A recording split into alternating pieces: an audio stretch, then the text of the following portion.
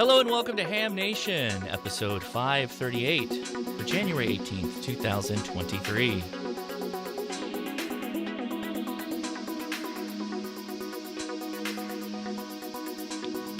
Hey, hello everybody. I'm Josh KI6NAZ. Welcome again to Ham Nation here on the Ham Radio Crash Course. Appreciate you taking out a Wednesday evening to hang out with us and talk a little bit about radio. Let's bring those hosts in and say hello. Hello, hosts. Hey, hello. Got the crowd here today, so we'll start there with Joe up top. How you doing, Joe? What's going on with you? I'm doing fine. Just got done with my week of the W1AW Stroke Zero operation. I made 1,435 contacts in only 15 hours on 20 sideband. What is that per minute? Wow. What's that per minute? I don't know, but More than you can count. It's around 100 an hour. So, Goodness gracious, great job. That's fantastic. That's cooking. And I've got a kit to show, and I'm going to also talk about 4 days in May coming up. Indeed, yes. Very good to talk about that. Gordo, how are you?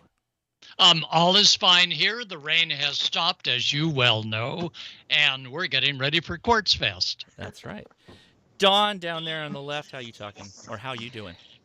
I'm good. It was close to 80 degrees today down here in South Mississippi, which is another reason why I really like living down here in the wintertime.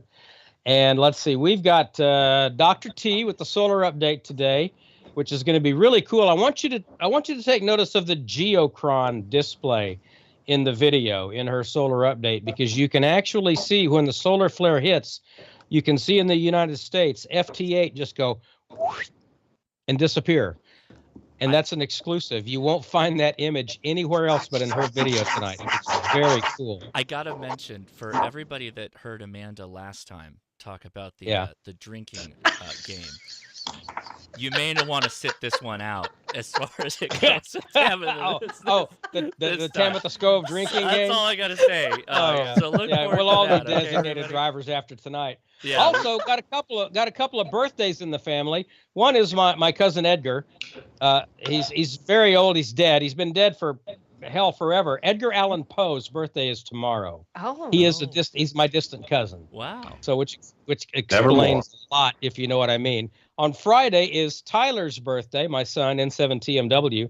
He'll be 23, and we will take a little photographic retrospective over the years of Tyler. A couple of times he was on Ham Nation. Oh, and pretty funny pictures from like a decade ago. It's amazing to see how he's changed. But we got a full show tonight. It's going to be a great show. So let's point it over to this one here and let her yak a while.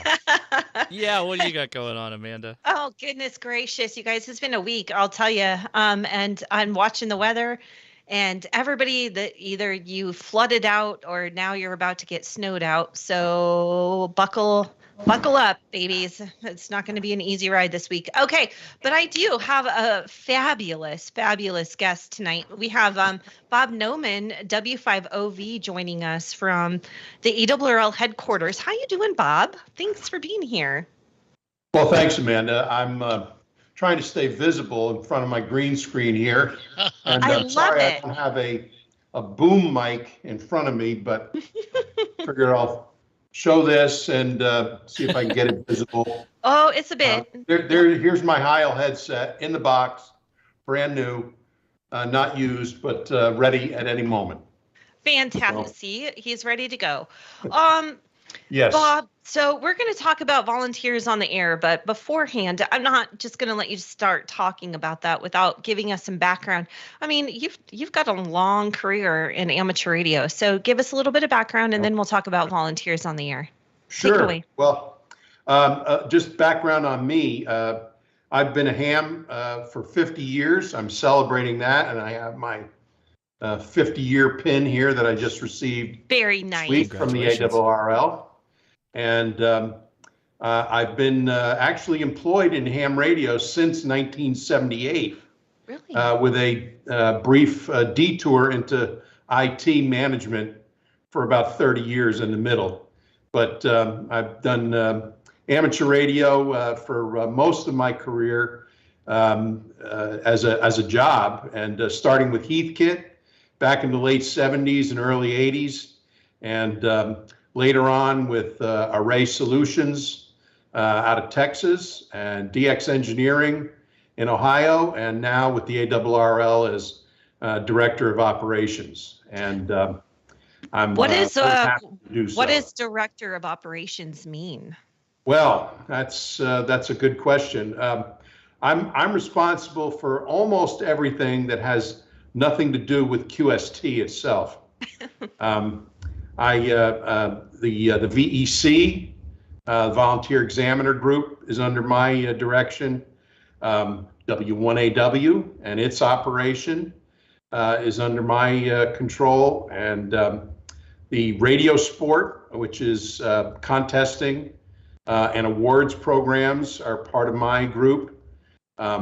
The field services of the ARRL, as you are part of as a section manager, you know very well what that is. And Mike Walters, who heads up that group, reports directly to me. We deal with a lot of things that help the ARRL members take advantage of services that the league offers them in various capacities. But again, everything that has almost nothing to do with QST or membership itself, but everything else is somewhere under my control. Wow. So we could have a whole segment just on what you do for the ARRL and how you're here to help us. So, you know, I'm going to keep your number, by the way. No problem. You can reach me now anywhere. Yeah. Well, now I think it's important for everybody to know what the ARRL is here for. And it's not necessarily always just about QST per se, and that you're here for a lot of things. By the way, everybody, being a section manager, you know, just recently I get notified a lot of times when all of you are looking for help for getting your station up and running, and that comes from this guy down to me. So there you have it. When you send an email, this is how it happens. And Mike Walters, by the way, is an awesome person. So, all right, I digress. We're going to talk about volunteers on the air, which obviously you had a whole lot to do with. So this is kind of like the centennial, if everyone remembers, from 2014, where we got on air all year long. And if you're an ARRL member, you are giving out points and such. So Bob, take it away and tell us about volunteers on the air for this whole event. Well, behind this is 2023 was declared as the year of the volunteers. And what we're talking about here is that most of the ARRL field organization, such as yourself, is a volunteer that is not paid and does a lot of work on behalf of the ARRL and its members.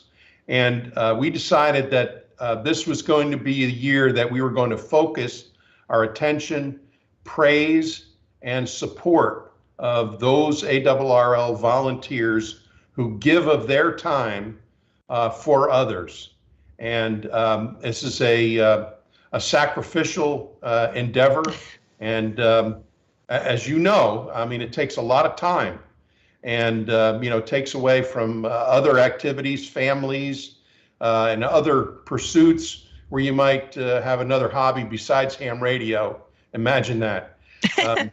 But we decided that part of that was going to be exactly as you described, a redo of the event that took place for the centennial. And this was going to be volunteers on the air, or VOTA. So it would fit in with all of the other POTAs and all the other OTAs that are going on. And sodas. Right now. Soda, exactly. So soda, POTA, VOTA, here we are. And we have hit the ground running.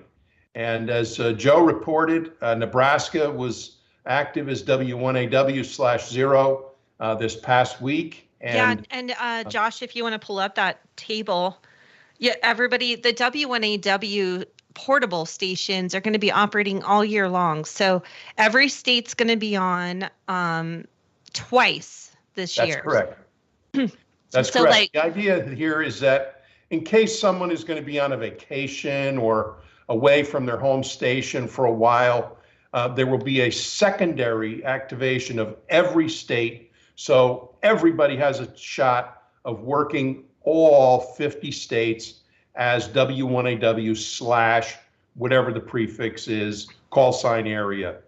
W1AW / 0 through 9. And so far, so good. And we're off to a running start.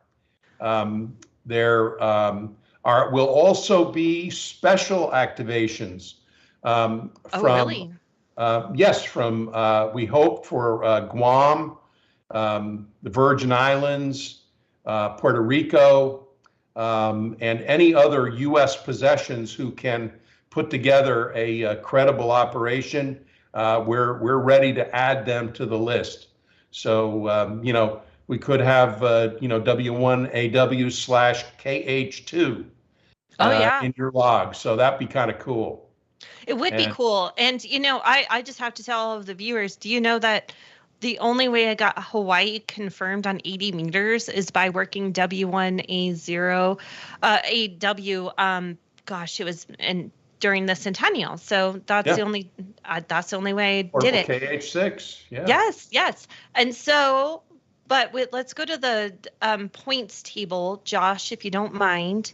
So we'll discuss. So Bob, you're part of ARRL headquarters, right? So what's your point value? Are you 50 points? QSOs with me are worth 75. 75? Ooh. What? I'm going to have to 75. make a sketch. Yes, very valuable. And but every ARRL member is worth at least 1 point. There are many other that you could scroll through on the table here and see that going down below the president of the board of directors, who is Rick Roderick, K5UR. He is 300 points for every contact, and he's very active. So working him is not out of the question. But there are other substantial point values available, and even people who are volunteer examiners are 5 points for every contact. And there are others all the way from 1 to 300 points per contact. So the scoring for this is also going to be automatic. And as you and I discussed in the section managers conference last evening, the leaderboard, which will show everyone's scores and how they're ranking, next to their friends, should be available this week, and if not, definitely next week. Our IT group is working on pulling that together, and it's all automatic. Everybody should be uploading their QSOs to Logbook of the World as they normally do, which is very easy. And if you're having any trouble with that, we can help. So contact the league and look at the logbook pages on our website for links on who to contact. And we'll be glad to help you get that going if you have any trouble. But the scoring is all automatic for this competition. And it'll be available through the leaderboard. That's right. So that's like the craziest thing is people normally think that they have to sign up for something or do something separate or different. But guess what? All you have to do is transmit and you're handing out points or gaining points, right? Exactly. Turn on that radio, get on the air, start making contacts, and you're participating. That's all it takes. Super fantastic. So I've already had a lot of fun.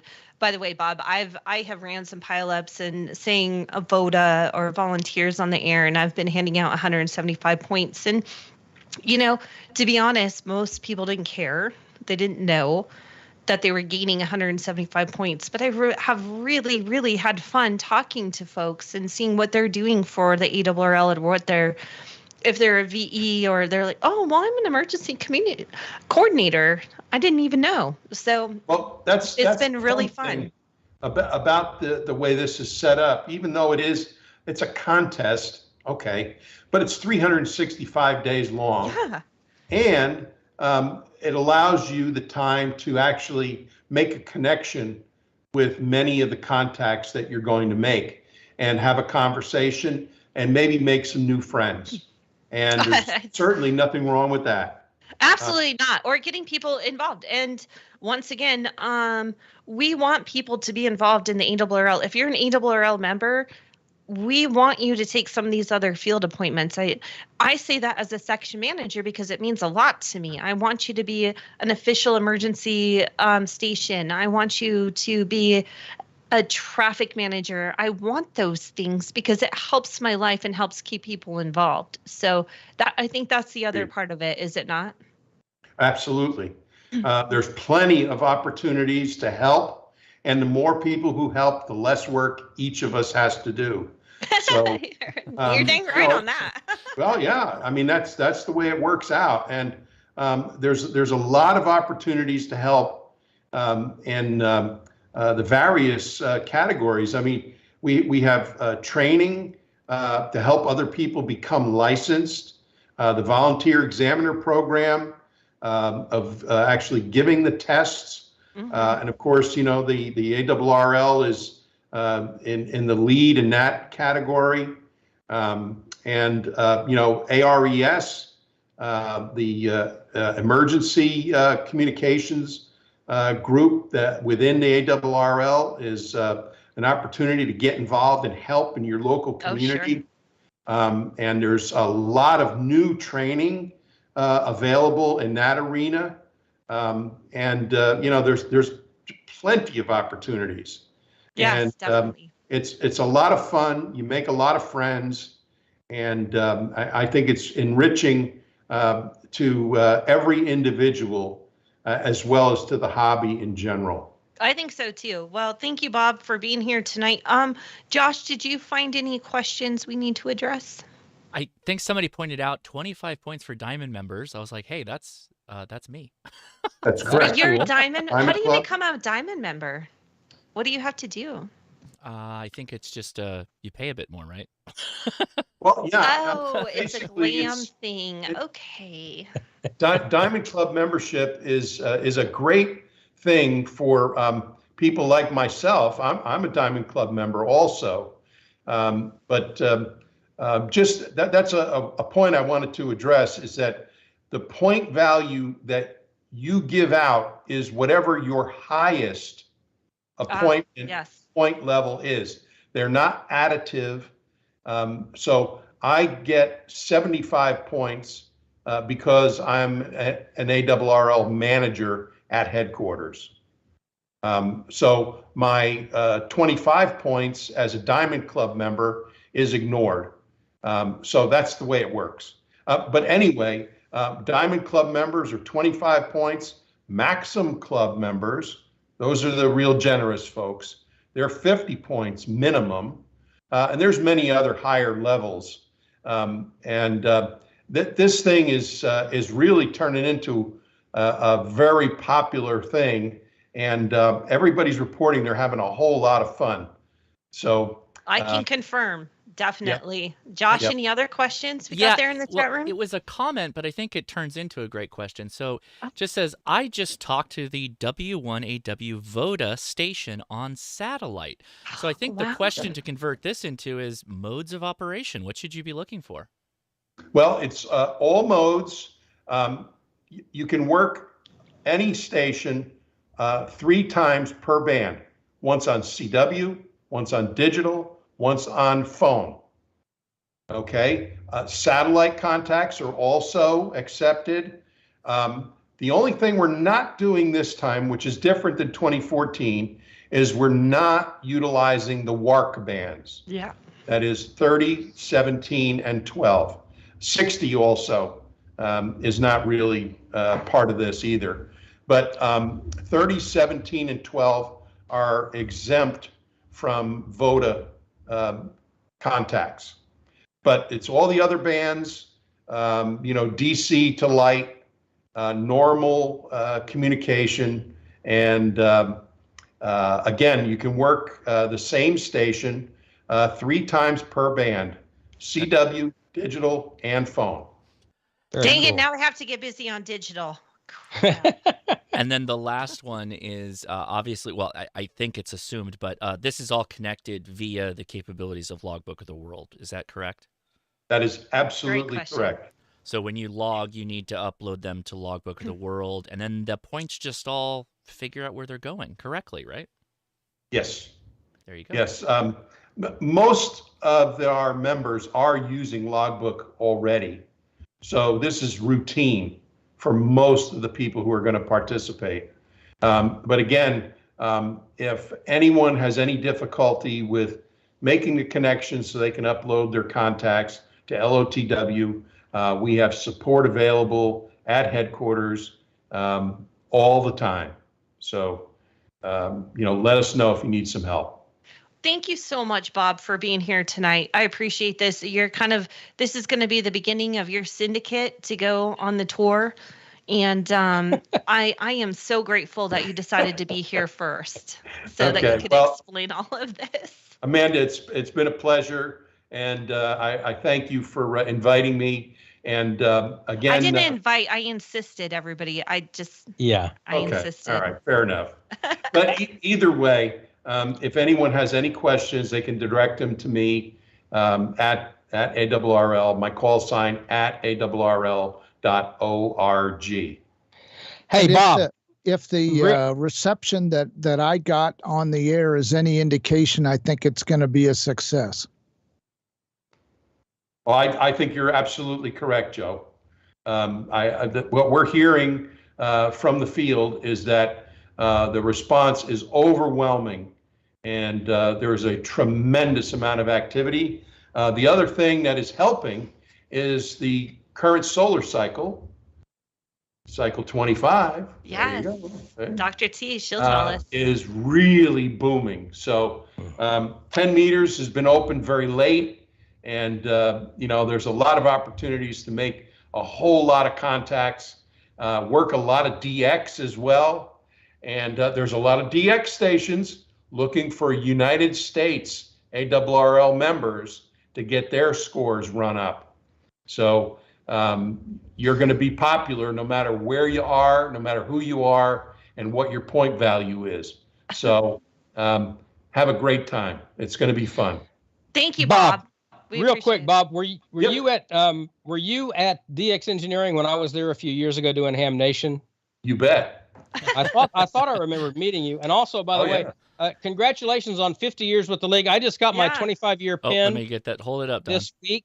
Look at that. This week, my 25-year pin, and there it is, my that's VE beautiful. tag. So I'm going to try to get on and do some. That was very, very cool. I get this thing in the mail from ARRL, and it also came with this beautiful thing, which I think is really cool. I was like, total surprise. I'm like, wow.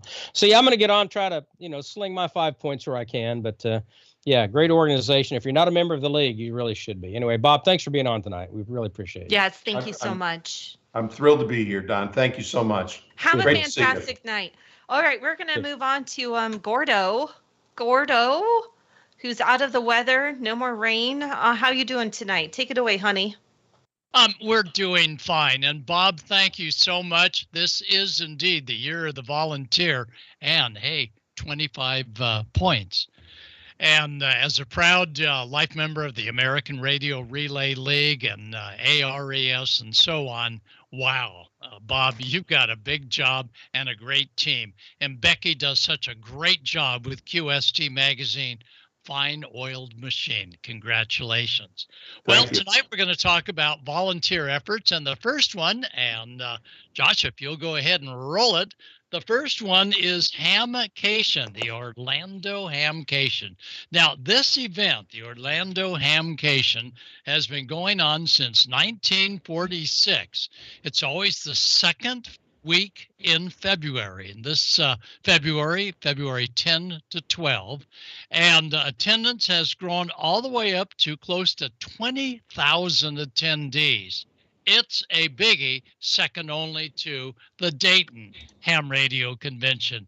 And here are some of the leaders. Jim and John are not only working all year long to make Hamcation a big hit, but they have a staff of a great team making things happen. And one of those team members is Mike Bannigan, and Mike will be talking about shortly, heads up the Hamcation Awards, and we've got 2 coming up shortly. But this points out the cooperation between ham radio hamfests. This is to Hamcation from the Dayton Amateur Radio Group, and Dayton Hamvention has just done a great job, and it's great that both groups work so closely together. Well, when you get on scene at Hamcation, plenty of room, plenty of parking if you're an RVer, and these parking spots right by a lake, maybe an alligator or 2 in there. Don't recommend swimming. The swap meet takes place, the outdoor swap meet takes place right there on scene. And the indoor for vendors is absolutely packed, and they've got building after building, and they've got outside, inside, every side of all the major vendors that you're going to see both at Hamcation as well as Dayton Hamvention. Seminars, they have plenty of seminars, and they have plenty of seminar locations, and they've made up these great tents. They're air conditioned. The seats, I think, were padded. Well, maybe not padded, but wonderful PA systems. They really know how to put on a ham fest. Well, part of the ham fest, of course, is used gear, and beside all of the RVers outside, inside, you're going to see so much equipment, some new and some just spectacular at Hamcation. And I'm usually there every year working the different booths that carry our radio school products. This year, unfortunately, I have to duck out because we're producing the new general class book, and they've made so many great additions to general class. I'm stuck in meetings all that week, so won't be there myself, but Carol Perry, between Jim and John, Carol heads up the Educator of the Year Award, and her award goes to Ken Lyons and Jim Storms, and both of them are absolute volunteers, not getting a cent for all they do in radio scouting promotions, Girl Scouts. Jim Storms, co-founder and current team lead of Dave Coulter Memorial Youth DX Adventure. I mean, Ms. Perry goes out of her way to take care of those who are really involved in teaching kids how to get a ham radio license and get on the air. Well, this year, my award is, well, there he is, Elvis Presley. Well, no, that's actually ARRL's John Bigley. And John is the recipient of what will be my first Gordon West Ambassador of the Year award at Hamcation 2023. John N7UR is the ARRL Nevada section manager and assistant director of our Pacific and Southeastern divisions. John is so active, but the best part is he's the one that does basic training at the boot camp for amateur radio operators. And when he's not doing that, John is dressed up, and you never know where you're going to find him. And here he is addressing the top brass at the American Radio Relay League. He goes to every living convention that he can get to, and he is dynamic. So, John, you're the first recipient of my award, and Ken Lyons and Jim Storms of the Carol Perry Educator of the Year Award. So congratulations to all the recipients, and we so much thank Hamcation, Mike Bannigan, for all of their great work in putting these awards together. Just wish I could be there, but maybe next year. Well, let's head out this weekend and all next week to the Bear Desert. And the Bear Desert is the Quartz Fest Amateur Radio. It's an ARRL specialty event in the past, and we have every RVer in the USA showing up at Quartz Fest at one time or another in the middle of the friggin' desert. That's right. As you can see by the map here, there ain't nothing around where we park the RVs. There's no electricity, no water, no dump station, no nothing but ham radio volunteers. Whew. Volunteers of the Year. And this will be our 26th anniversary. Last year was 25th Quartz Fest for 2022. We've never missed a session yet, and we're going strong. And you saw that caricature of one of the little tow vehicles. Well, they're for real. And these hams come in every conveyance you've ever seen to Quartz Fest. And many times these hams come in the big, luxurious motorhomes. Mine's a little tiny spec 22-footer down there. Not so luxurious, but quite functional. But however you come to Quartz Fest, just south of Quartzsite, Arizona, you're going to have a great time. Tent campers, you are welcome this coming weekend and all next week and next weekend to pitch tent at Quartzsite, Arizona. First thing we do is we check everybody in, and we don't give them parking spots. There's only like 10,000 acres of Bureau of Land Management desert. So pick a cactus or pick a tree if you can find one, or a creek, and set right up and have fun. But check in, because many manufacturers will donate to us some wonderful prizes. And the first thing is the first impression. And when you hit Quartz Fest, the first impression at the welcome tent is always a positive one. Ladies and gentlemen are there to greet you and get you signed up and give you a list of all the activities that'll be taking place. And we don't even wait for the opening bong to get things started. Here's Marilyn setting up her gold panning, and there's actual real gold in there that some we've added to. And you'll see the BioEnno battery there to keep all the mechanics of the gold panning running. But Marilyn does a terrific job of getting everyone together. And wow, does everyone get together for that first seminar where it's an all hands on deck? That'll be this Sunday in Arizona. And these are all RVers, tent campers that are coming to Quartz Fest. And there's a bunch of them.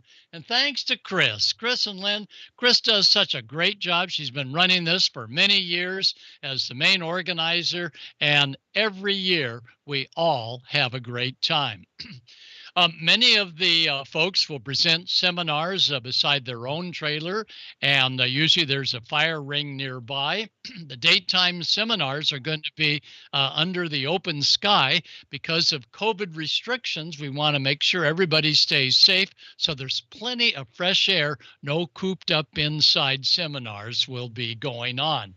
And what the heck, we don't stop at nighttime. Nighttime, we show videos on the side of an RVer, or two or three. But everybody said, well, wait a minute, we need something a little bit bigger than that little screen. So how about this?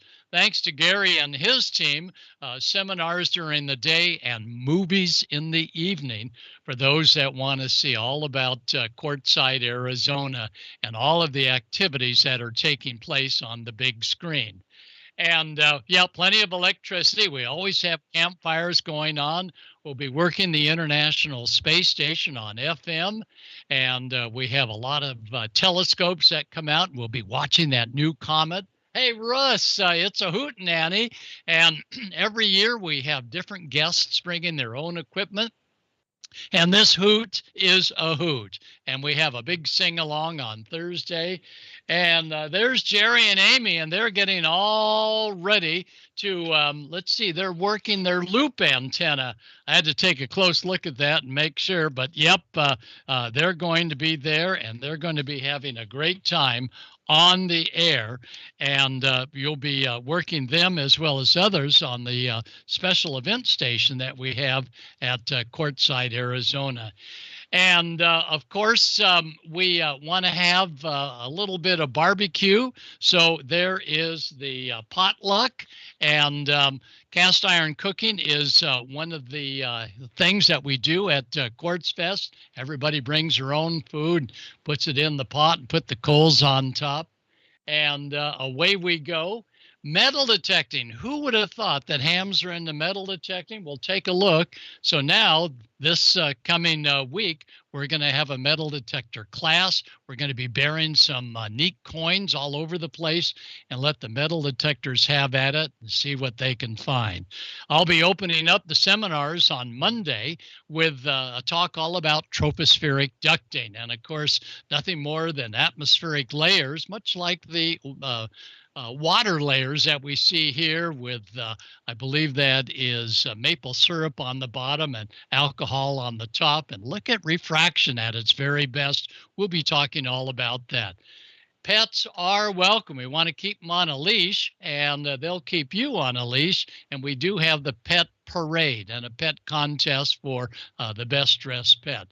And our station, Whiskey 7 Quebec, will be on the air. I'm not sure exactly whose call sign, but you can be assured that with the Quartzsite special event station, big 3-element beam, it's going to have a signal that's going to be heard literally all over the country. And we'll be on the air morning and night.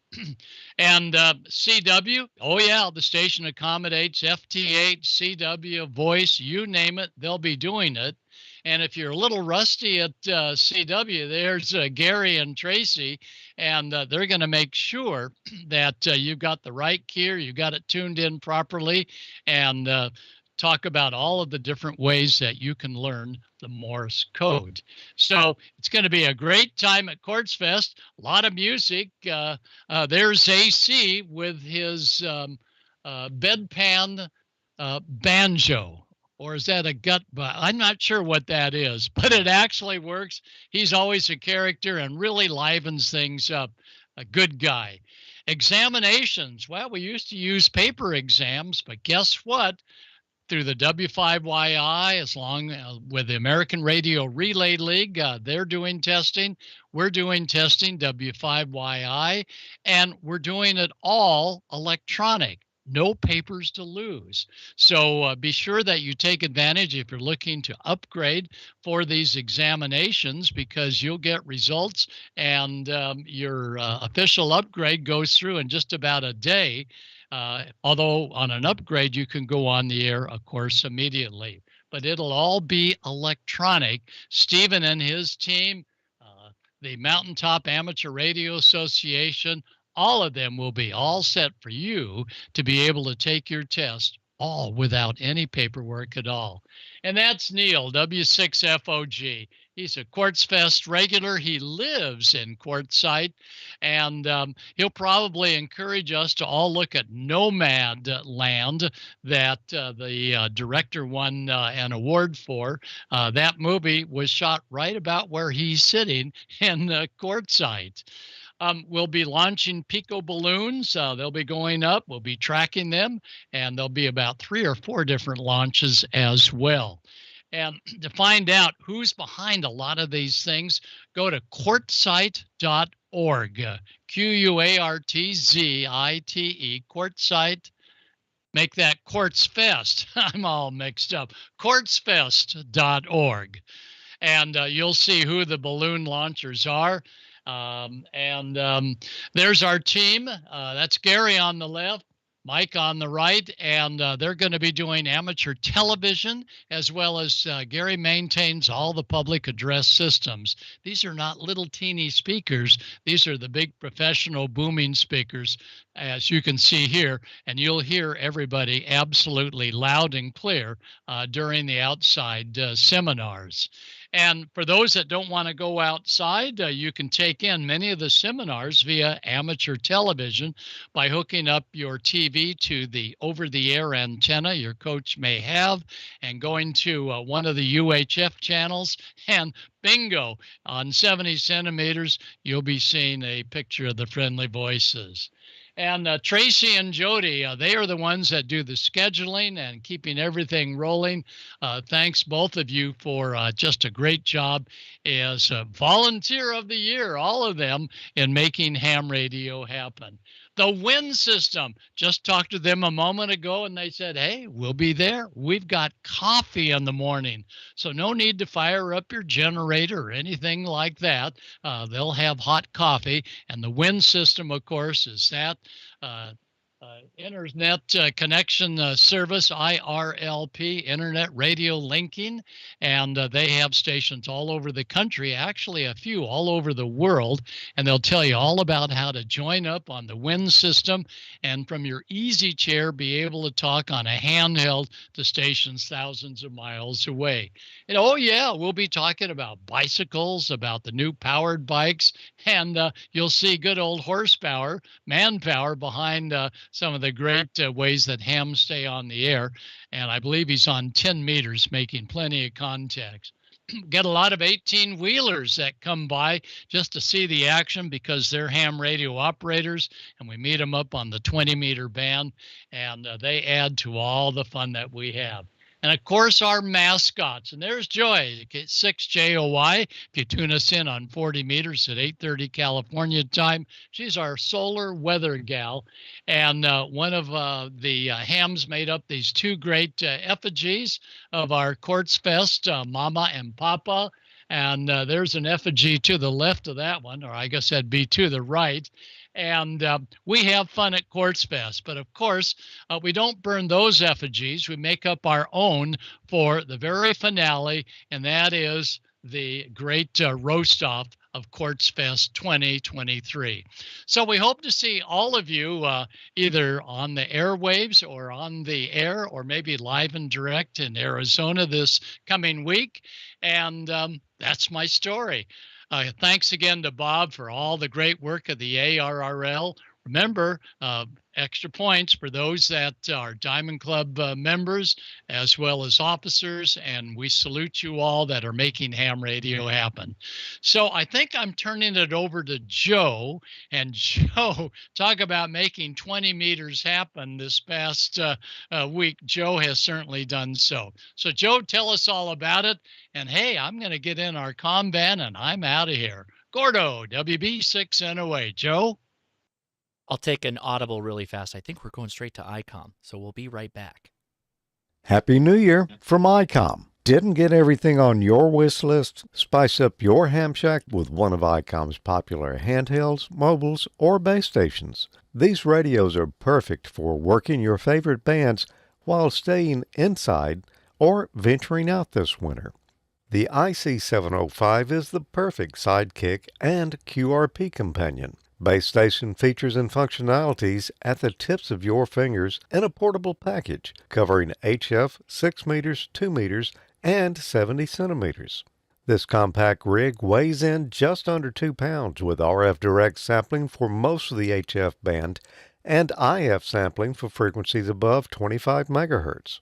4.3-inch color touchscreen with live band scope and waterfall. 5 watts with the included BP272 battery, or 10 watts with 13.8 volt external DC. Single sideband CW, AM, FM, as well as full D-Star functions. The perfect accessory for the IC705 is the optional backpack LC192. The ID52A is a VHF-UHF dual band with D-Star and FM dual mode functions and is the first handheld radio with a full-color 2.3-inch waterfall display. This radio supports conventional FM communications and D-Star simplex, repeater, regional, and worldwide calls over the D-Star Internet Gateway. Create your own band opening with the IC9700. This radio brings direct sampling to the UHF-VHF weak signal world. The IC7300 is a high-performance HF transceiver with a compact design that will far exceed your expectations.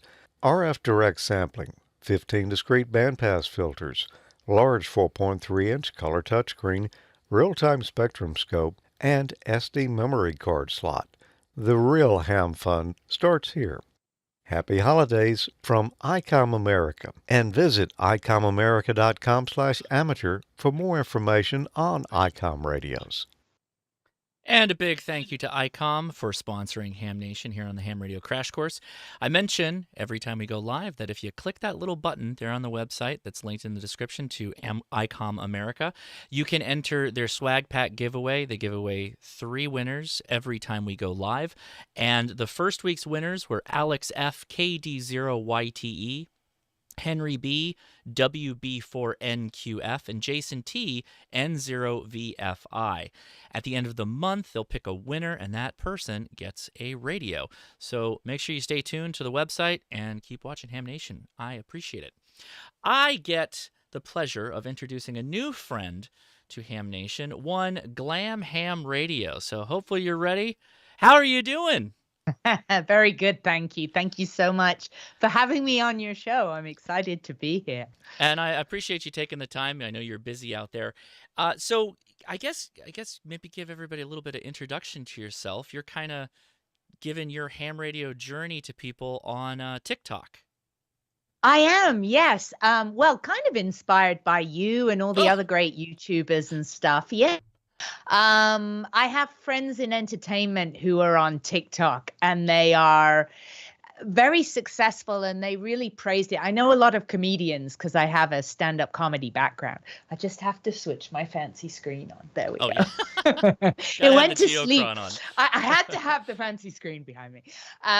So I have all these comedian friends because I was a stand-up comic for a long time, and they're like, TikTok is so nice and everybody's really friendly. And I have to say, it's really an incredible global audience on TikTok, and the support is really been quite startling for the ham radio channel. You know, it's grown very quickly, and you know, on the internet, you kind of assume there's going to be a lot of nasty comments and stuff, and it's not been like that. So I've been very pleasantly surprised that people seem pretty well behaved on TikTok.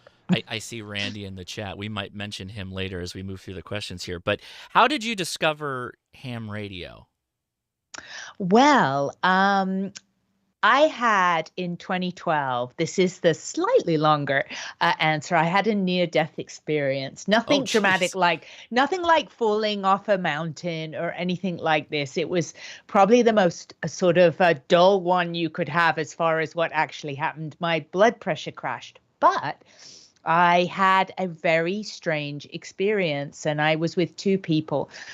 I have no science background at all, but what happened to me when my blood pressure crashed was really life-changing. I started to speak scientific information. And if I hadn't had 2 people in the room with me, I never would have been able to tell anyone because nobody would have possibly believed.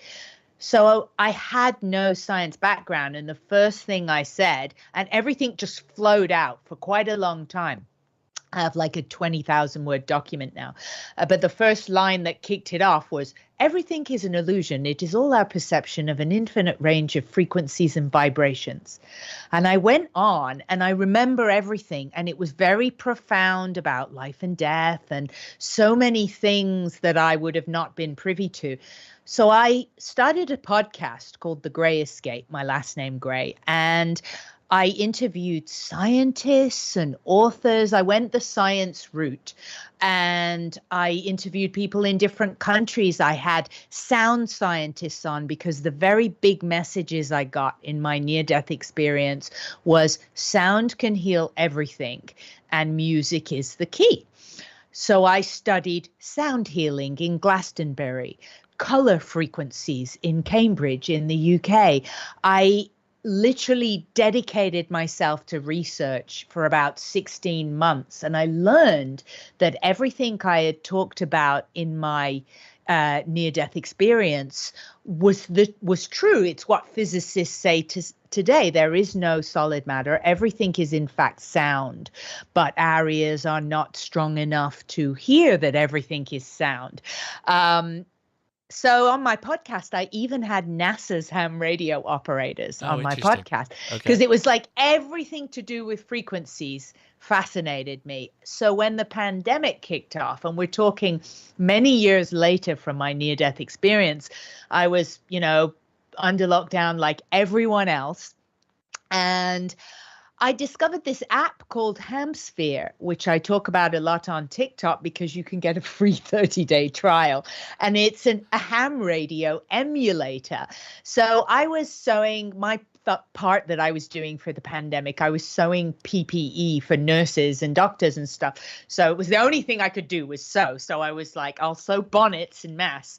So I was sewing while I was listening to this app, Hamsphere, and I would hear these ham radio operators talking to each other because they have licensed hams. And they were, of course, all over the world. So there'd be an Aussie guy go, well, we can't leave our driveway now, but I've got to go now because the wife's cooking potatoes. And then they'd be talking to someone in India, and they'd be talking to someone like in France. And I found it so soothing that in this stress of the pandemic where we're all isolated, there was this thing that was bringing the world together, this ham radio thing. Mm-hmm. And it literally soothed me to my core, and it gave me a renewed faith in people, because we're presented in the media so much with this divide, and they're looking in the media for ways to divide people because that gets people watching the news. And ham radio has these stratas of real community, like global community. So that is how I got into ham radio. You walked me all the way through that one. I want to take a second. I love it. I want to bring up your TikTok for a second here. Okay. There's one that really jumped out to me because you're kind of local to me, right? We can roughly talk to each other, but you can see you've got this huge channel. Link is in the description for this video, by the way. But there's one that jumped out to me, CQ Soda. Let's click on that one really fast. CQ Soda. CQ Soda, November Whiskey 6 Sierra. Kilo India 6 Sierra Lima Alpha. Kilo India 6 Sierra Lima Alpha, you are 5'9" on Cahuenga Peak in the Hollywood Hills. QSL, good morning, Natalie. I have you 5'7" in Cerritos. Copy that. Well, thank you very much for the contact. Appreciate it. Take care in 7-3. CQ Sota, November Whiskey 6 Sierra. That's the end. Yeah. So that's actually a ham that I talked to on 2 Meter Simplex. So I was like, oh, that's fantastic. We gotta mention that one. But you have a wealth of information, just and TikTok, for those that don't know, kind of little short form videos, right? Where you kind of have to think through your process and all that. But I've found, and I want to hear your thoughts, that there's a great number of younger people that are on TikTok, and I find that they're kind of ham curious about what you've been doing. What's been your effect in kind of introducing people to amateur radio? I found that I saw somebody use the word electric, and it pops into my head, the word electrified. And that's what I feel the response is to ham radio. I go live on TikTok, and I really enjoy going live. And there'll be so many people in the lives. I can't even believe it, from doing stand-up comedy where, I did like sometimes auditoriums of 1,500 people, and there'll be that many people in a TikTok live talking about ham radio. And the responses of people are like, how do I do this? Whoa. And then there's also 50 million comments. What's that map? And everybody starts talking to each other, and they're like, dude, it's a geochron. She has it in her link tree, and people start having their own conversations. But I love it. And now I've started a new thing where I go on the radio, and I can't even believe it. I have my ICOM 705, and I'm sure you all know its default is 5 watts. I just contacted, during a live, Saskatchewan, Canada. Nice. On 5 watts. Like, I didn't even know that was possible, and this was during a TikTok live. So people are like, I need to be doing this. So speaking of surprising things that happen to you, you're an extra amateur radio operator now, and you're kind of, sharing your journey on TikTok. What are some of the most impactful things you've learned since becoming a ham? it really pokes your brain in new directions. I mean, I love learning. I'm a bit of a class addict. And people said to me, ham radio is a license to learn. But I love that it's like this endless web of potential activities. And so whatever way you turn, you can find a new aspect of the hobby. So for example, after the pandemic, like probably a lot of people, I felt like a total sloth. I had lost any semblance of fitness that I had. My lung capacity was horrific. I have a very sedentary job and I'd become like lazy physically. So I thought I need to combine, and time is limited, right? Because I have a job. So I discovered SOTA, Summits on the Air. So I've been taking even my little HT, my handy talkie on these SOTA peaks. Now for me, this is really difficult because I'm not fit. So to give you an idea, I went on some SOTAs with a ham. She's very well known, called Lorene. And I think her call is W6LOR. I hope I've got that right. Mm-hmm. So she took me under her wing and took me on some SOTAs. And I had to have like a medical break. I was like, I need to lie down now. We went to Occidental Peak and like it was so difficult. And they're like, you're fine. We won't leave you behind. And I was going, please leave me behind. This is compounding it that I'm holding you guys up. And Lorene loves points, so she was all gangbusters. And I said, how hard was this peak? Like on a scale of 1 to 10 in Summits on the Air. And she's like, it's a 2 to 3. I mean, for me, it's like one of the hardest hikes I've ever done in my life, you know. But I would never do this. I hate exercise. I would never do this if I didn't have a lure if I get to make a contact on my ham radio at the top of this peak. I love it. What's your favorite operating activity? DX, SOTA. You talked a little bit about SOTA, satellites, whatever. What's your favorite? I like voice. I love the just talking to people, and I am learning Morse code because I do want to. Mainly because I want to feel like I'm a spy. So I thought if I learn Morse code, then I'm gonna feel like this kind of really cool factor that I don't yet feel. Well, don't feel so bad. So a very strong SOTA operator who was on the show 2 weeks ago, K6ARK, says, you got it, Natalie. W6LOR is a SOTA monster. She and her husband are always on summits. They'll be mountain goats in a year. So I think that's probably very true. What's your favorite radio? Glam ham? Oh, my favorite radio? Well, I suppose, I mean, right now it is the IC705. I fell in love with this. At the end of 2020, I took my Tech and General on the same day, and it was mega COVID paranoia. It was mega COVID paranoia. So there were no indoor things. So I found like this, the W6SD, I think it is, the amateur radio club in the Valley. And they had ham exams, and you went to a parking lot at the Van Nuys Flyaway. Right. Like it doesn't get more Valley than that. At the Van Nuys For those that Flyaway. don't know, Southern California, yes, that is the Valley. Yes. We're almost in the porn hub of the world. Whoa. Yes, literally taking ham radio exams on the hood of our car. It was in a drive-through theater, right? Is that what? There was a curtain and a girl, but she was polite. And so I passed Tech and General on the same day, and I knew while I had all this stuff in my brain, I wanted to go for it and get extra. So I made the appointment for the next one, and I went 2 months later, but a little quirky thing happened on that day. So I'm back at the Van Nuys Flyaway, bought my dollar bills for the girl in the parking lot. And I'd studied so hard for my extra, really hard. And especially being female, I wanted to do well. I didn't just want to pass and scrape by. I wanted to like ace it. So I studied, and I gave the guy the exam, and everybody's in mass and everything. And I was the only girl there, and all these guys are standing around, and you could feel the curiosity. Yeah. I could feel it. Like everybody was watching him mark my exam, and he's marking them wrong. Marker wrong. Oh, no. And I'm starting to feel this anxiety. Yeah. and they're all wrong. And it got to the point where I knew something's wrong here. Something's wrong in your assessment of wrong. Yes. And I said to him, I'm sorry, but are we sure this is right? Because I really put a lot of effort into this. And he goes, oh, honey, I'm sorry. I got the test back to front.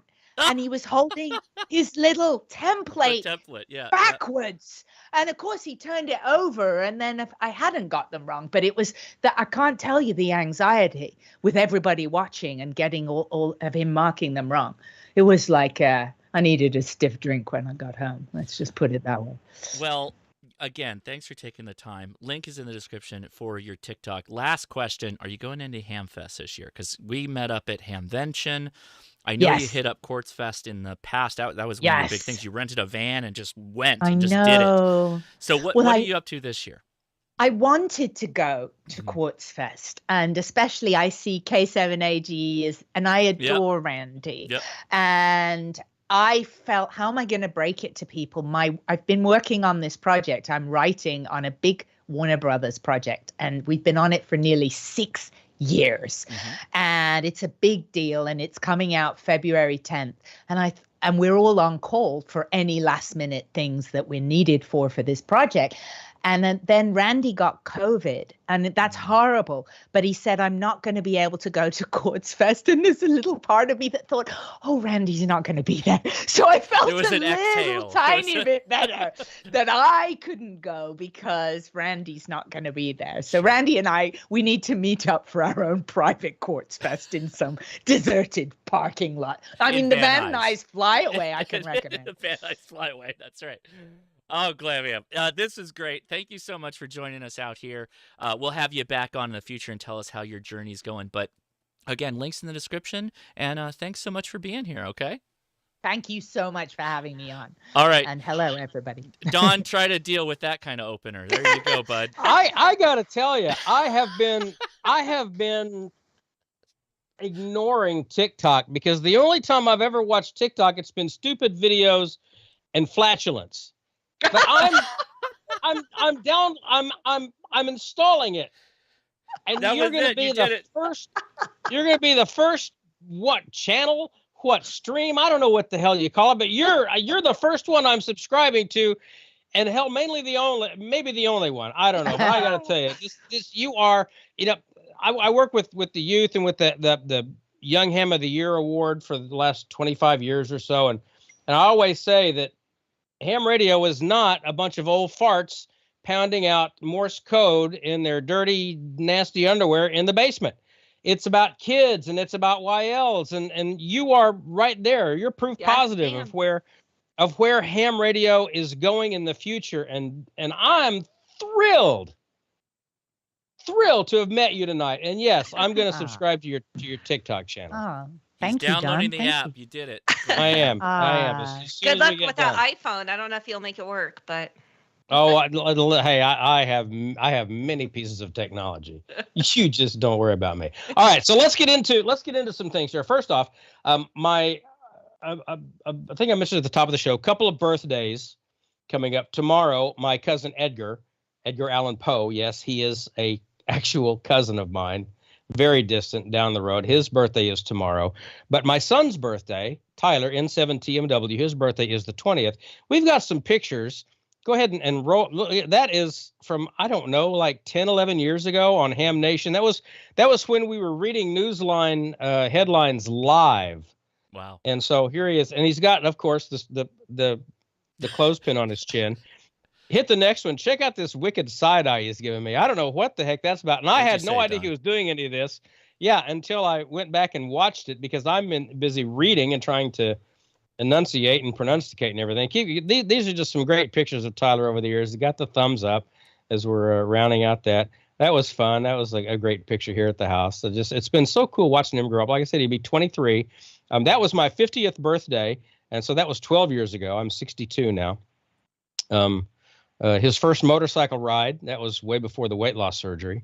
So he was, he was probably about 8 there. He was much younger there, just a wee little infant.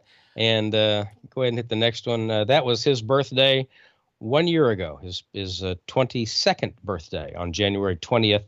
2022. So happy birthday to Tyler. His call is N7TMW. Tyler Michael Wilbanks in 7TMW. If you feel inclined to send him a happy birthday QSL card, he's good on QRZ like the rest of us. Happy birthday, son. I love you. You're the light of my life. You really are. Yeah, you're the sweetest dad ever. You and your mom. You Well, didn't you make know, me I cry. have Mhm. Okay, go ahead. Verklempt. All right. Yeah, a little verklempt. Talk amongst yourself. Let's go ahead and get into the news of the week, shall we, from Amateur Radio Newsline.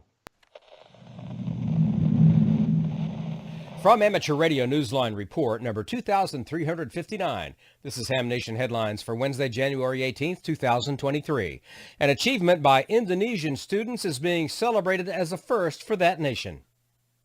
Congratulations to the students of Surya University in Indonesia following the deployment of their first satellite from the International Space Station. Known as SS-1 for Surya Satellite 1, the CubeSat was sent into space on its own successfully on Friday, January 6th. SS-1 is also Indonesia's first student-built satellite. The university undergraduates undertook the project with the support of the United Nations Office for Outer Space Affairs, which recognised it in a design competition in 2018. That achievement awarded it the chance to be deployed from the ISS. The CubeSat's mission is to test communication between an automatic package reporting system payload and the ground using the amateur radio frequency 145.825 MHz. The university students were inspired to undertake the project after seeing a presentation on amateur radio by the Indonesian Radio Amateurs Organisation known as ARRL.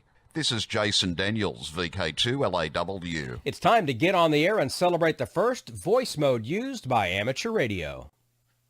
The AM Rally, an annual celebration of this mode, is returning to HF and 6 meters from February 3rd through the 6th. It's not necessary to have a boat anchor for full carrier amplitude modulation. Modern radios, including software-defined rigs, as well as military radios, modified broadcast radios, and home brew models are capable of helping operators take part in this event. Information about logging your contacts and noting your rig and your output power class can be found on the website amrally.com. There are suggestions on how to prepare, as well as a guide to where and when you can find the most active AM action going on from 6 to 160 meters. AM cannot be used on 60 meters in the United States, however. It's a great opportunity for newcomers to try the first phone mode and for experienced ops to be AM ambassadors. This is Andy Morrison, K9AWM. An event known as Winter Heat started on January 1st and is going on all month here in the U.S. If you have a technician class license, you're especially welcome to join in. The very word itself, winter heat, would suggest a name that contradicts itself. Instead, winter heat has grown to stand for an event that presents increasing opportunities for all amateur radio operators in the United States, most especially those with a technician class license. Now in its 4th year, the month-long Winter Heat challenges amateurs to become active in the FM simplex band segments on VHF and UHF. The activity also attracts operators on Simplex, DMR, D-Star, and Fusion. Last year's event drew amateurs' participation in 38 states for a total of 134,000 contacts.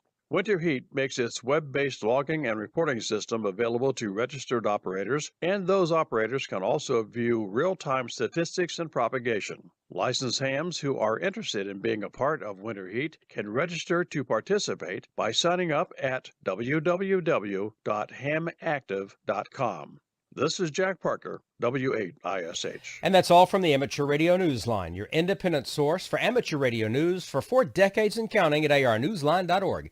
With Jason Daniels, VK2LAW, Andy Morrison, K9AWM, Jack Parker, W8ISH, Karen Eve Murray, KD2GUT at the news desk in New York, and our news team across the globe, I'm Don Wilbanks, AE5DW. 7-3, we'll see you next time here on Ham Nation. Now, here's the solar update from Dr. Tamitha Skov, WX6SWW. Our sun launches multiple solar storms with big solar flares, and one of those storms is Earth-directed. Those stories and more in the news this week.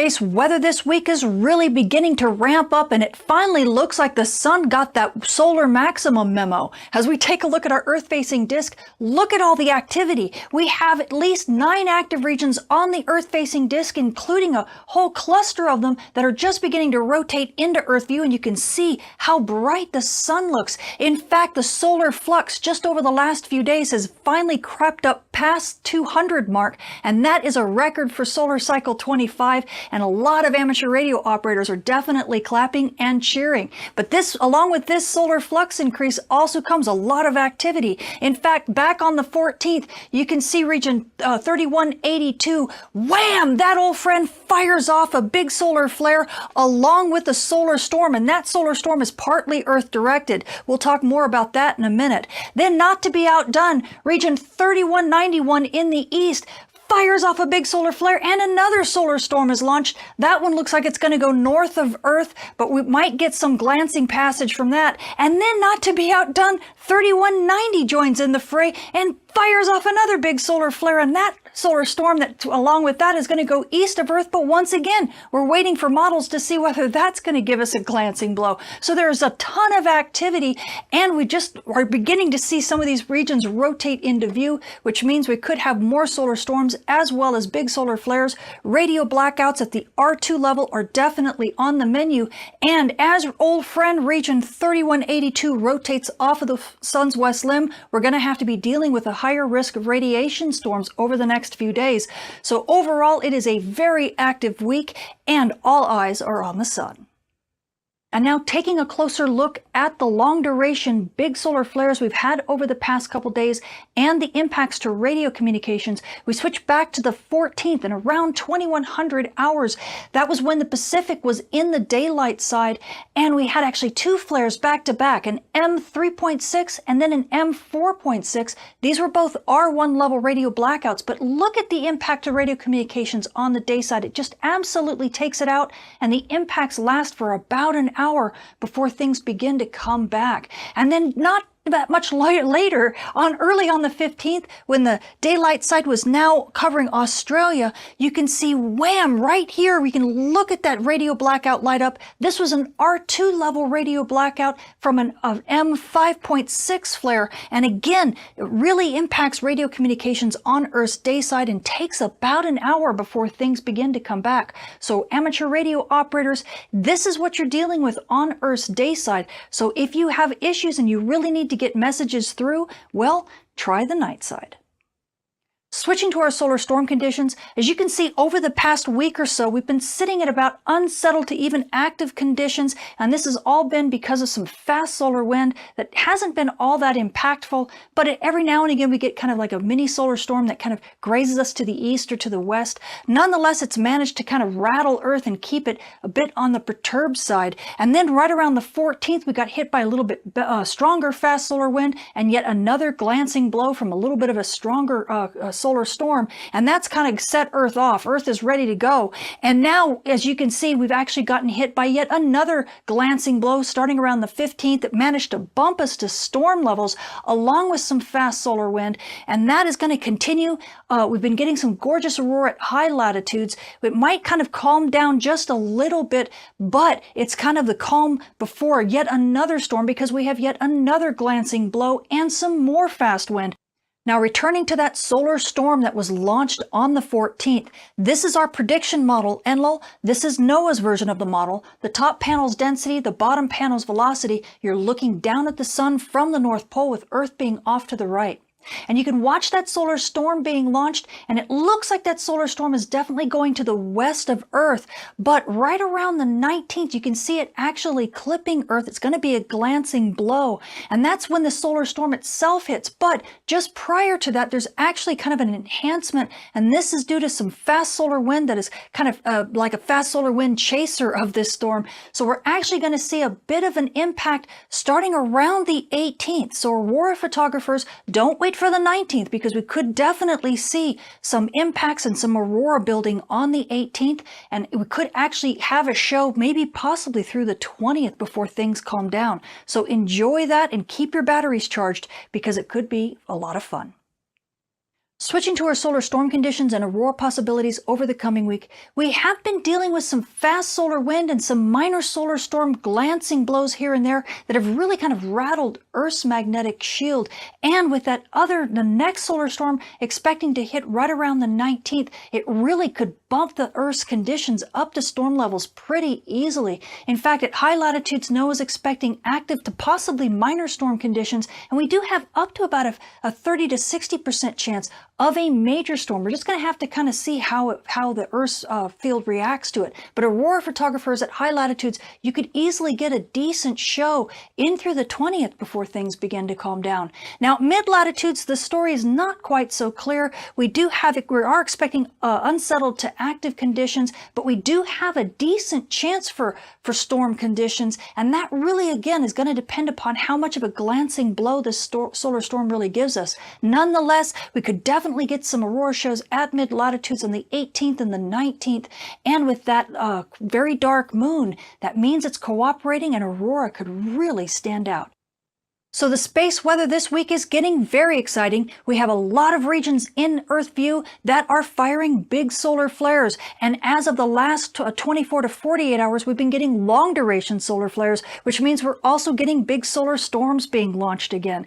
One of those is actually Earth directed, or at least partially Earth directed, and could give us some exciting times with some aurora down to mid latitudes around the 18th and 19th. So aurora photographers, definitely get ready. We could have a decent show. Now, amateur radio operators and emergency responders, well, we should celebrate the fact that we're over 200 in the solar flux. You should definitely notice it in the radio bands on Earth's day side, but you should also notice that you're dealing with radio propagation with lots of noise and radio blackouts on Earth's day side. So perhaps nighttime would be a little bit better for radio propagation over the next week and possibly 2 weeks until these regions kind of calm down and rotate to the sun's far side. And now GPS users, well, this is not the best forecast for you because not only is solar flux up into the 200s, which means you have issues with reception down at low latitudes, especially near dawn and very much near dusk. So be aware that you could have reception issues during those periods. And of course, on Earth's day side, those radio blackouts don't help you very much. And of course, if we get aurora from this solar storm that's going to hit around the 18th and 19th, be sure to stay away from aurora as well. So there's a lot of keep out zones for you. And it's just hang in there. Things will get better, I promise. I'm Tamitha Skov, the Space Weather Woman. Thank you for watching. More great stuff from Dr. T tonight, and that is an edited version of her latest update that was posted yesterday. The full video is 14 minutes long. If you thought you got a lot of info in that edited version that I had to do as an edit for time, you should check her out. Her YouTube channel is Tamitha Skov, really easy to find. Of course, you'll find her on Twitter at Tamitha Skov and spaceweatherwoman.com, her website. Follow her. She's a great follow on Twitter. She's, I don't think she ever sleeps, so for sure, follow her on Twitter. Check out her YouTube channel as well for the full unedited 14-minute version of that. She occasionally does live streams too that go for like an hour, and she answers some great questions. She's just a wealth of information and knowledge, and we're so happy to have her on the team, and so pleased that she, of course, is a licensed TAM. So there you go.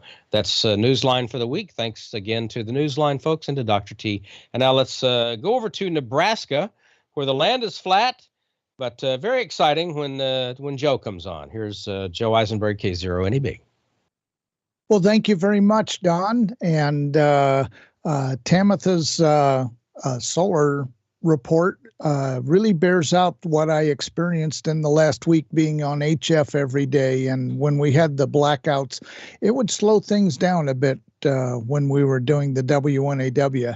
But yes, watching the solar flux go up, I also have one of those geochrons on the wall, and it's wonderful to just glance at it and see what propagation is doing and seeing what the solar flux is. And just amazing that we're seeing peaks that are higher than the last whole cycle. And we still got 2.5 years to go before the next peak. So this is going to be a real exciting cycle 25.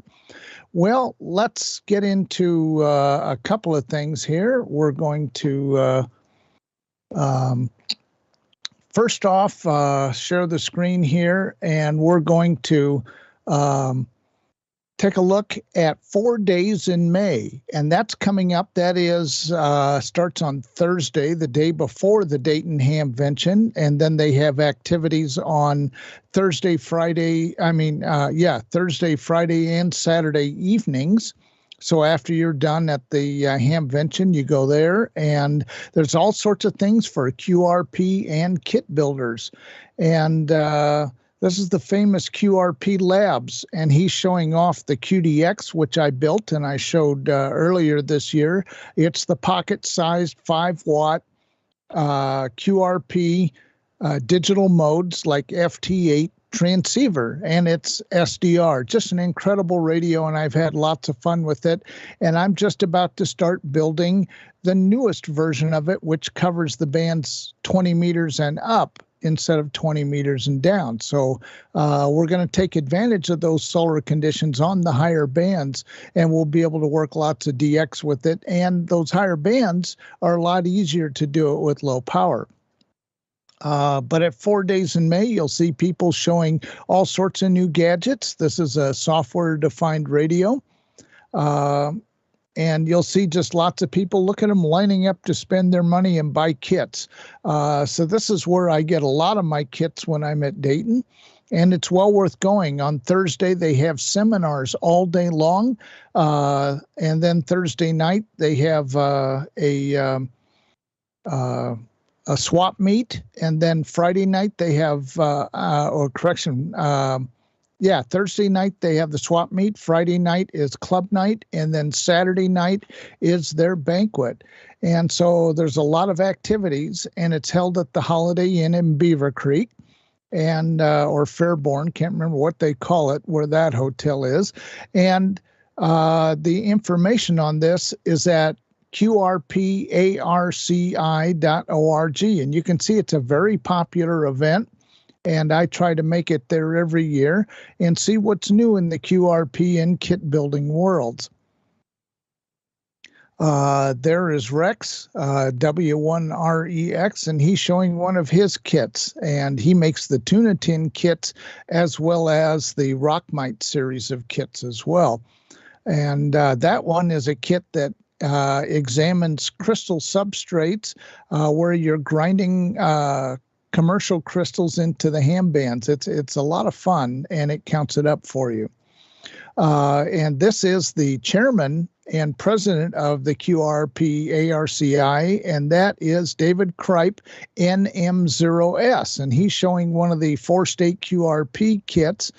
He is a Collins engineer at Collins Radio in Cedar Rapids, Iowa, and he is the president of the QRP ARCI, and he designs a lot of the 4-state QRP kits that I put together.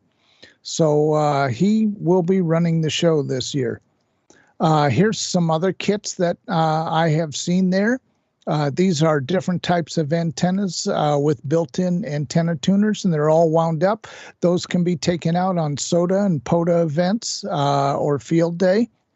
Here's some other small kits put out by QRP guys, and they're very simple and easy to put together. I really enjoy putting together their kits. So you can see it's a popular event, lots of people there, and lots of fun. Here's a kit that I was working on this week. This one is called the CW Hotline. Now, the CW Hotline is kind of interesting. This is kind of a interesting Wi-Fi based code practice oscillator, and it can connect to a web page, and you can actually practice CW with hams all over the world or in the same room or whatever by using different passcodes and different chat rooms and so forth on this one web page. Or you can connect to somebody else specifically anywhere else in the world. It's pretty amazing, really. It's very, very simple to put together. Even a beginning kit builder should have it together in about an hour and a half. There's only 5 resistors, 1 capacitor, 2 transistors, and the thing that takes most of the time is drilling the case and putting the key together. You have the choice of having a paddle or a straight key, but you can change modes, and it has jacks on the side so you can plug in the other types of keys or any key you want into it. It has an audio output you can hook to an amplifier, and has a keying out. So if you have two of these, you can hook one to your radio and take one with you, and you can remote key your radio as long as you're somewhere where you have Wi-Fi.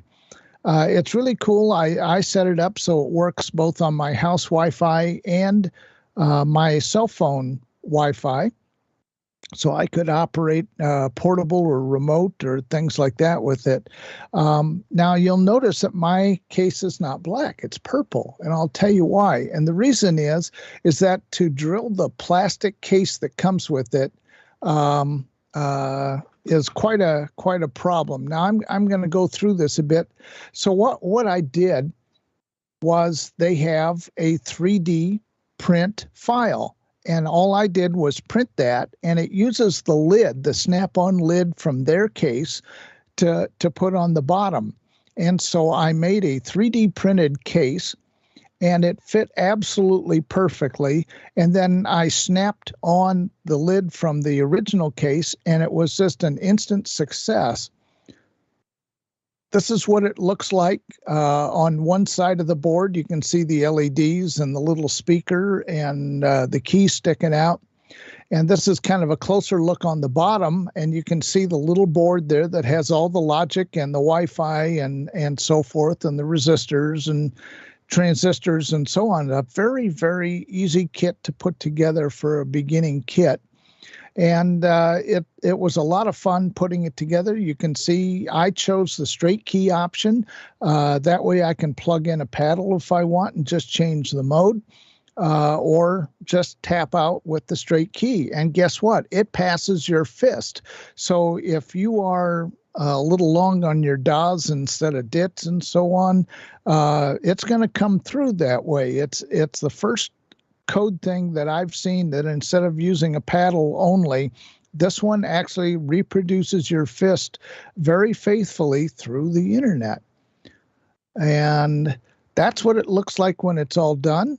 And I'm going to close that page, and I'm going to show you this is it. And this is what it looks like. And I just put it together, finished it this afternoon, and took some pictures because I'm writing it up. And it's kind of a really cool gadget. So yeah, it can be on the air, remoting to another key, or you can use it to leave it sit on your desk or something. It's powered by a cell phone charger that's a micro USB. So you use a half an amp or 1 amp cell phone charger and a micro USB cable, and that will power it. And so kind of nifty. You could leave it sit on your desk on a cell phone charger, and your friend anywhere in the country can be on theirs, and you could use it like a closed loop CW intercom. It's just a really nifty little thing. And with shipping, it costs $55. So what you got to look for, I don't have the exact website on the top of my head, but if you Google CW Hotline, that is where you get that kit. And that is all I have from Lincoln, Nebraska. We didn't get our 8 to 9 inches of snow. We got lots of freezing rain and sleet instead. So the streets are icy, but we're not digging it out. Okay. Oh my Joe, goodness. I got to tell you, Joe, I built that live, and I tried to drill that enclosure, and I blew that thing up. That enclosure is really thin plastic. You have to be very, very careful drilling that. It's exactly. And yeah. So I can print you, if you want, I can print you a case. Sure, I'd take a printed case for sure. And I went with the paddles, but then while I was doing the live stream, I quickly realized that the straight key was probably the better option, because you can always just plug paddles into it, and it just works perfectly. Exactly. That's why I did it this way. In a little over 1 hour, I was able to build the kit, connect it to my computer, and then get on the website and then work just CW over the internet with other people that were watching me live, all in one, just over an hour. What? Yeah, Really? You bet. yeah. Well, I'll be honored to make you a case. Just keep the snap-on cover, and it will fit exactly right. Excellent. All right. Well, we lost Gordo, but that's because he's heading to Quartz Fest. So hopefully everybody has a good time out there. Leia is in the chat, so I don't know if I got to say this, but I'm going to try and sneak out there for a day. Oh, you should. Take Leia and the boys. Have fun. I don't think they'll go with me, but I think I'm going to run out there.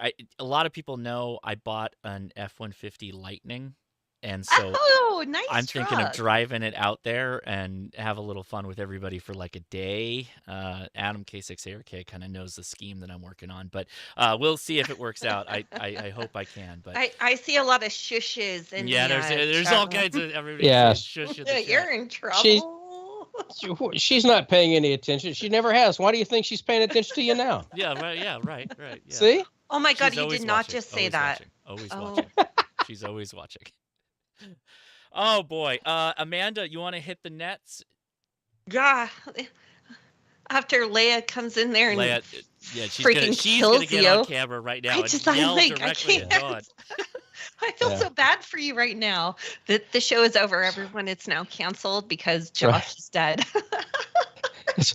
Next week it'll be Leia in the anchor chair. I'm sorry, Leia's Josh gonna is be running it. Josh is indisposed this week and perhaps next as well.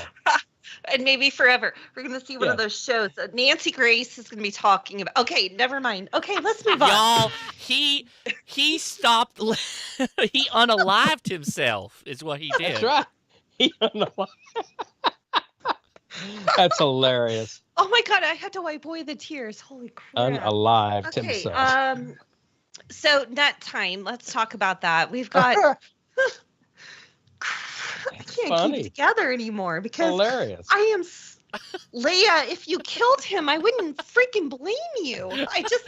Wait, Dawn said the thing. She's not. She won't kill him. She'll just give him like a flesh wound from his shoulder to his hip. That's all. Maybe a little limp. Yeah, that's it. Girl, I hope that you have impediment. Good. No, he'll be fine. Please let the insurance be good. That's all I can hope for at this point in time. Okay. Whoosah. Okay. We have D-Star and 14 Charlie taking place right now, and they've probably been going on for a bit now, and we apologize for the delay, but we've had a really awesome show, so I'm not going to apologize for that. Drinking game evidently worked well. Yep. Because I'm doing good. Everybody's loosened up. Yeah. Mm-hmm. And then we've got Kevin, who said that he lost internet, so he's not going to be on NetLogger or anything like that for 7192, but definitely check him out. He's going to be there. And let's look for W7UDI. Yes, that's the correct call. Okay, look for Steve on 80 meters. So with that, we missed out on having some folks on the show this evening because we were so jam-packed, but I won't. One other thing, I need to thank our guests. W5OV, Bob, thank you so much for being here to talk about VODA. And Glam Ham, Glam you're Ham's still awesome. here, so we'll wave. Yes, thank you. Oh my you. God, awesome. If anyone had the enthusiasm that you hadn't, like so much enthusiasm. My and now we got husband dogs. just came home. I'm sorry. Okay, Josh, take it away. Okay, I will mention one thing. I haven't done this on the show, and since we talk nets, I thought I'd just mention the Ham Radio Crash Course has a net on Thursdays. It starts at 6:30 Pacific time, 9:30 Eastern. The link is hrcc.link. That's the website, and I'll post it in the description. And then on Friday, we have an HF net that we coordinate on Discord, and the link for Discord is in the description. And if you just go to HFnet, you can get into the chat, and they'll talk about what frequency they're using, and you'll be on the air. And it's 6:30 p.m. Pacific time. So where on HF? Generally 40 meters is where they have the net. Perfect. What frequency or do you guys do NetLogger so we could just find it and join in? We have another. We don't use NetLogger. There's a website thing that they use for it, and it's my bad. I should have posted it. I'll get it in the description so you all know. So if you go to it, you'll find it. But generally around the 7.200 range is where they're at. Whoa, wait, 7,200? Really? 7. No, not up north of that. Go. North. Okay. Keep going north. I was just curious. I'm not going to Go talk. higher in the Okay. band. I'm done talking. Okay, my husband's home. I got to go, you guys. Great show. Thanks, Josh, Yes. for everything you do. Yeah. Appreciate it, everybody. We appreciate you. Great show. And we'll see you again in 2 weeks. And I'll play 2 weeks. 73, everybody. See ya. Good night, all. Good night. All right. Thanks, everybody. And for all the super chats, I apologize. We were so packed I didn't catch them. But I see ya. I appreciate you. And we'll catch you again. 73. And Josh is dead. Josh is dead. Josh is still alive. I think Leia's not even home right now. I think she was. And Glam, wait, Glam I will got get time. you. I got to pack a bag and get in the truck and head out. I saw her chat. I